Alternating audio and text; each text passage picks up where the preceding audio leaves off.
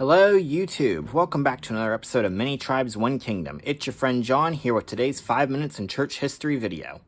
So let's set the stage for this week's video, shall we? Because we're covering the Maccabean Revolt. So, after Alexander the Great dies, he didn't leave a legitimate heir, so his empire is divided up amongst his generals.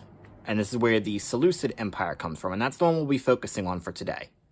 So at this time, the year's starting in the year 198 BC, Antiochus III had tried to force Hellenization amongst all of his subjects, and it failed.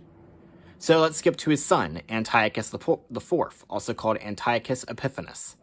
Now, Antiochus Epiphanes sought to succeed where his father had failed. So his goal was to force conversion to the Hellenistic religions of all of his subjects, and his major goal was get rid of the Jews.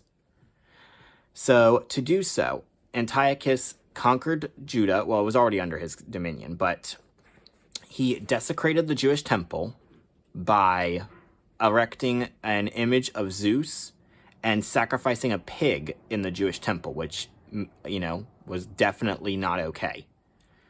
He also outlawed the teaching of Torah. He outlawed, if I remember correctly, he outlawed circumcision and keeping of the Sabbath, and he made doing so punishable by death or mutilation. So we go now to the village of Modin, where a priest named Mattathias lives with his 5 sons. And Antiochus's rule was that every village had to sacrifice to his gods. So an officer arrives and tells Mattathias as the priest that he needs to sacrifice first.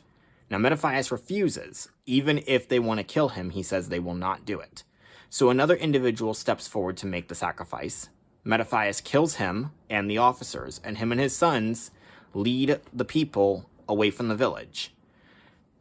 Now, they begin a rebellion. This is the year 167. Now, in 166, Mattathias does die, and his son Judas, or Judas Maccabeus, takes over the lead of the army.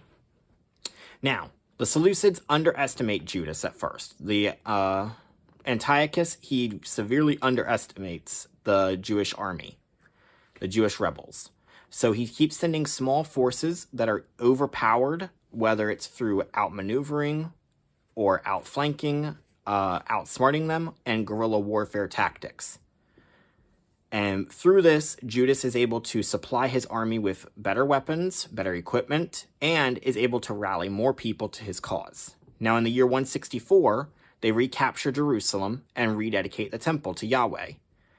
And this is where the celebration of Hanukkah actually comes from. So make sure you note that down. This is where it's very important. The celebration of Hanukkah comes from here.